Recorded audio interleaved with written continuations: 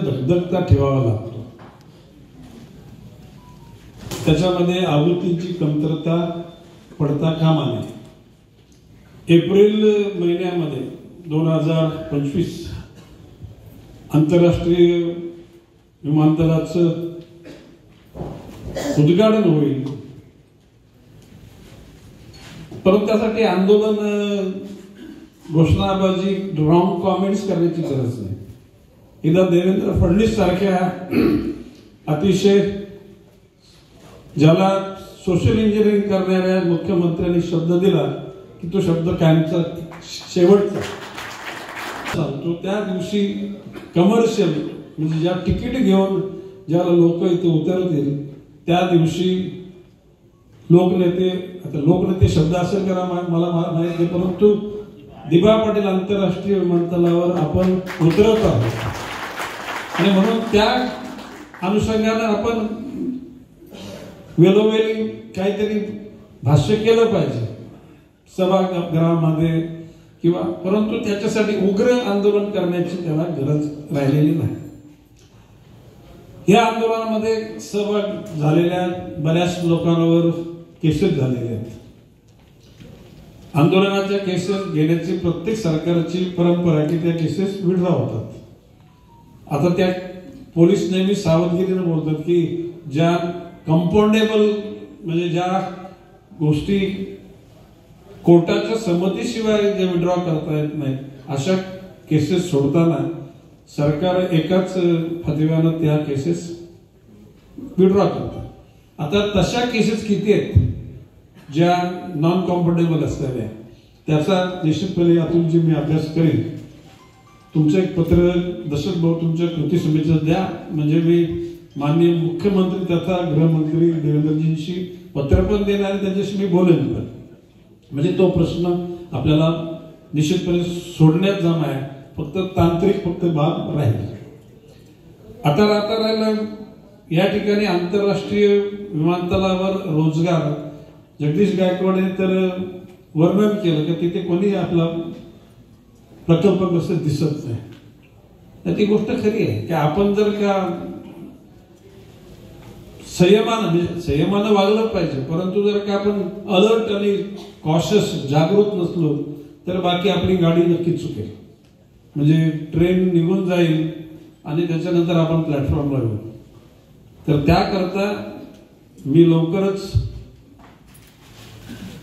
अदानीचे जे शर्मा म्हणून कोणते आहेत, कॅप्टन शर्मा, मी प्रशांत ठाकूर आणि महेश बांदेला बोललो होतो की आपल्याला प्रामुख्याने ज्या लोकांच्या जमिनीत या विमानतळाला गेलेत, कटेकर म्हणजे सुधीर कटेकर आणि त्याचे बंधू हे प्रामुख्याने माझ्याशी कनेक्टेड आहेत. आणि मी संजू नाईकांना सांगितलं की या ठिकाणी लवकरात लवकर सगळी माहिती घ्या आणि साधारण या अधिवेशनाच्या अगोदरच 3 तारखेला अर्थसंकल्पीय अधिवेशन मुंबईला आहे, त्याच्या अगोदर कॅप्टन शर्मा बरोबर बैठक घेऊन आणि मग त्यामध्ये झाडूचं काम कोणाला मिळणार म्हणजे contract, loading unloading, clearing forwarding म्हणजे परदेशातून येणारा माल तो उतरवणं, तो चाड आणि त्याचबरोबर त्याची नोंद घेण्याची क्लिअरिंग फॉरवर्डिंग म्हणजे एक प्रकारची तिथे त्या मालाची उतार होण्याकरता चढ करण्याकरता जी कागदपत्र ऑफिशियल करीत क्लिअरिंग फॉरवर्डिंग एजंट म्हणतात. आता तिथे फ्युएल भरण्याकरता लोक, विमान स्वच्छ करण्याकरता, म्हणजे ज्या ज्या ठिकाणी आपल्या लोकांना जे काम करणं शक्य आहे. आता मगाशी दुकानात ती कमर्शियल असणार. अदानी असं काय आपल्याला काय म्हणजे खैरात वाटायला तिथे तरी विमानतळ घेतलेलं नाही. त्यामुळे मी त्या बाबतीमध्ये फक्त सांगतो की दुकानाच्या बाबतीत मी शब्द देत नाही, कारण ती व्यापारीकरणाचा भाग आहे.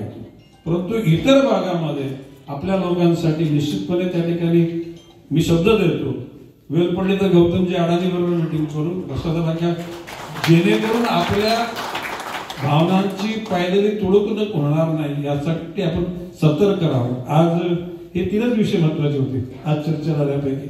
आणि दशरथ भाऊ म्हणजे दशरथ आता पाटील हे ऑल पार्टी लीडर आहे. त्याबद्दल मी बरोबर आहे ना. म्हणजे जर ती त्यांची पार्टी कुठली तरी असली तरी दशरथ भाऊ कुठल्याही पार्टीच्या लोकांना आमंत्रित करताना कधी चुकत नाही. आणि माझं एवढंच म्हणणं आहे की ज्यावेळेला सर्वपक्षीय समिती म्हटल्यानंतर सर्व पक्षात लोक असले पाहिजे. त्या ठिकाणी कुठल्या एका पक्षाचा प्रभाव राहता कामा नये. ठीक आहे. आता आम्ही सुदैवाने म्हणजे काय तुम्ही कोण आम्ही एका पक्षाचे जास्त आमदार निवडून आलोय काय विषय म्हणजे आम्ही काय तुम्हाला विसरलो नाही. आम्ही जरी आमदार होतो तो लोकांचा होतो. निवडून येईपर्यंत तो पक्षाचा असतो. आणि ज्यावेळेला तो निवडून आल्यानंतर त्याला सर्व धर्म जात पंथ वर्ण वर्ग सगळ्यांची बांधिलकी असते. आणि मी विश्वासाने तुम्हाला सांगतो मागच्या कालखंडात एमआयडीसीला जमिनी गेल्या सिडकोला गेल्या त्यावेळेला आपण सतर्क नव्हतो म्हणून आपला घात झाला. परंतु भविष्यकाळामध्ये एअरपोर्ट म्हणून किंवा भविष्यकाळाच्या ज्या जडणघडणी आहेत